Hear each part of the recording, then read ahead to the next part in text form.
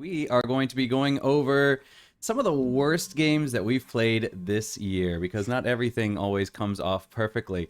So, yeah, unfortunately, it has been a great year for the most part, but unfortunately, some things just, yeah, don't come out the way you want them to. Either you play them and they're not living up to your hype, or you read the reviews and they just aren't doing great, but for whatever reason, they didn't come out great.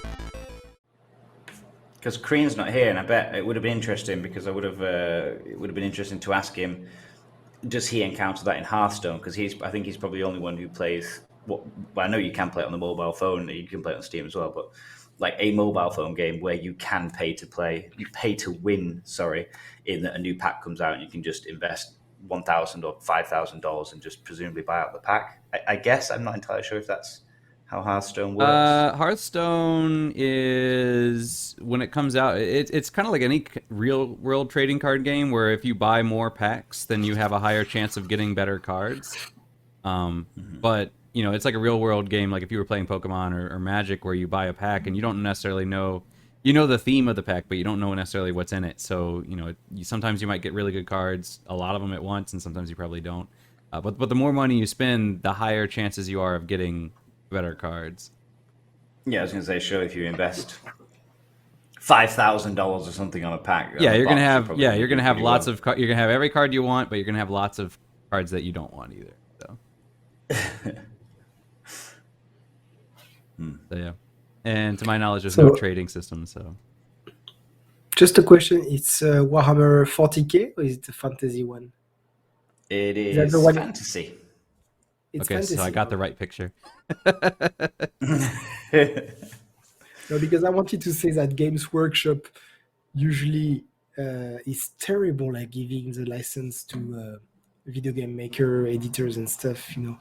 I don't know for fantasy because they did a Total War, which was great, but the 40k usually are really bad games. I really hated the what was the name? The Dawn of War. Dawn of War.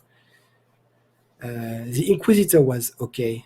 But Game Workshop, please. I quite like Dawn of War, actually. Really? The first one was okay. The second one, and the third one, no. Was that the RTS one? It's not really RTS. No, it's more like action. Okay. No, wait, you might... Don't play too many 40k games. No, the Dawn of War is like the RTS, like the base builder. Depends on which one you're talking about. 1, 2, or 3. Wait, what? I think we're talking about different games now. I have friends that play a lot of 40k, and they're kind of the same thing. Where every time a 40k game comes out, they're like, "Oh yeah, finally they're gonna make a good one," and then every time it's like, "Oh no, this was terrible." I think the only one they like was maybe the original Space Hulk. They like that one. This one, but it's really, and I think a lot of people told them, Game Workshop, you have a fantastic license here. Cherish it. Stop giving us crap with it. Really. Even the movies they made. Battlefleet Armada is solid though. That's one of the games that's very close to. But then again, I always loved Battlefleet Gothic, both the books and also the board game, because it worked a little bit more strategically. Launching all the fighters and the bombers and everything. But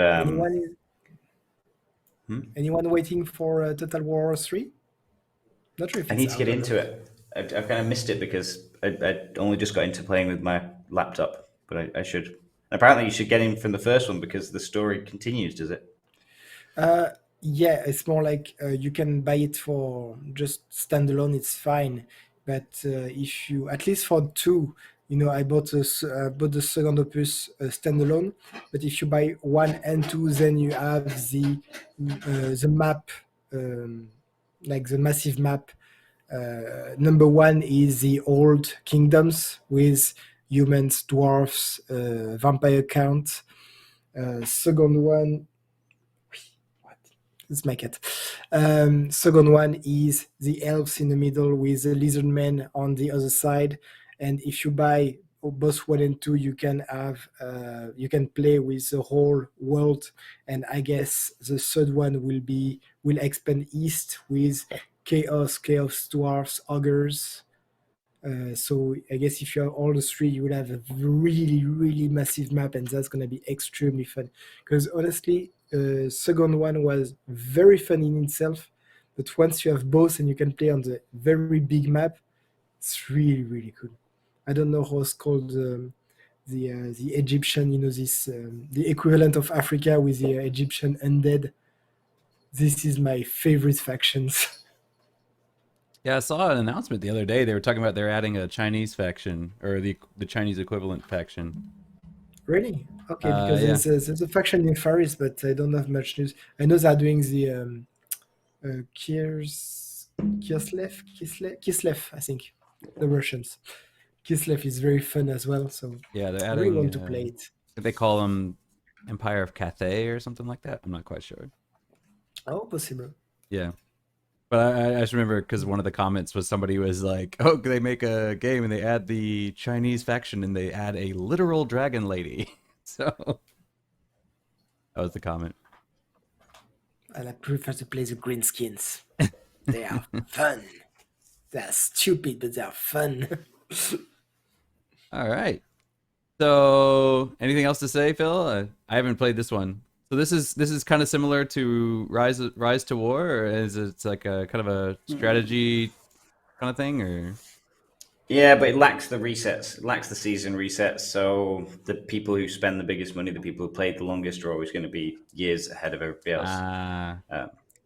So you see yourself playing Lord of the Ring for years to come.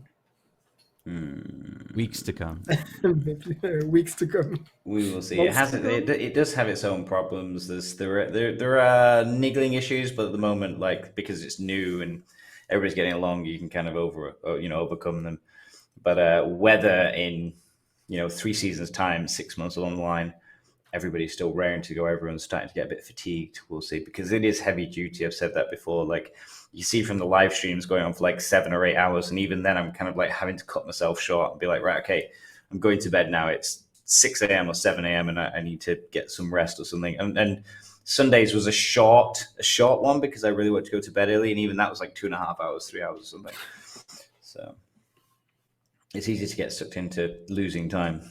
It's hard for me to figure out a mobile game can be that time consuming. For me, it's kind of a Just mixed not too thing. good. I feel like there's a lot of waiting. Like at least I don't know. That's my experience with it. Like with Infinite Lagrange, and it's like, okay, I can control these guys, but I can't control them en route, so I have to wait till they get there, and they're going to get there in like 20 minutes. Okay, so I need to do something for 20 minutes, Yes. and then just make sure that it's always there in the background, and I'm always on it just to micromanage every little detail. But yeah, you come in as Agreed, a but tickle. I don't know if you went to Phil's live. He never stopped talking, so even if Oh, yeah. he's waiting, I was like, "How's your throat not dead after all of this?" Always explaining something. So We're teachers. while It's I a was, life skill. while I was, Yeah. I was that pestering with my advertisement in the middle. Hey, That I'm here first just to weekend. advertise. So that first weekend was streaming like 14 hours, and I think I probably got about 1 hour of in-game stuff done. Yeah, notice that like you go to you go to like a picture of Aragorn and you talk about Aragorn and then you're talking about Legolas, but you're still on the screen with Aragorn. Yeah. Well, that's Alright. cool. At least that's a lot of content. It's not just empty space. Oh yeah, and then people can pop in and pop out as they want. And good for everyone. Yeah, that's quite good, because some people are asking Exactly. questions about evil factions. I never played evil factions, so it's good to have people come in and they can like help people out or offer recommendations. Was good. But I got told off by my faction. They told me I had to be careful what I streamed in case it was a sensitive battle procedure or tactical, situation. I wasn't to give it away on my live stream. Oh, here we are. We're all moving over to here, ready for the surprise attack in 2 hours' time. Oh, wait. Oh, sugar. I can So I was imagine. banned Friends from who are clicking factions? certain areas of the map. I was on in certain chat windows. I was only allowed to, censored. Now do they allow you to lie and say we're going to be attacking over here, and then in reality go around that way? Yeah. You try it off. I'll Yeah. just go my own way with like 5 people and make it look like it's an army.